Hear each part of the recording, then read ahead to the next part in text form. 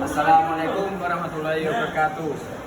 Dumateng para bapak ibu kehormatan ing dinten iki sumangga kula lan panjenengan ngaturaken syukur dumateng Gusti Allah Subhanahu wa taala.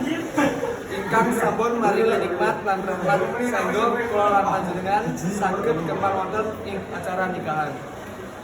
Adicara pasamuan Walimatul Agus Tirmidzi SPS bin kalian Raden Muslimah SPS binti meninggih para pilanggan rukun adicara ingkang sampun karonce dening kaluwarga.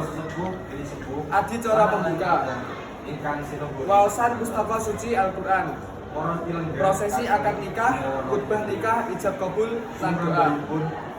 Baca sikut taklek, penyerahan buku nikah, penyerahan mas kawin saka ibunda memulai pria kepada ibunda memulai pewadon. Sambutan saka pihak memulai pria, sambutan saka pihak memulai pewadon. Panutup kaperangga panata bicara nderekaken lekasing pawiwahan punika kanthi pembuka suratul Fatihah. Mamakan adicara sampun minangka media dalam pahing adicara awet purna dalan musana pinaringan rahayu lebih ing sambikala.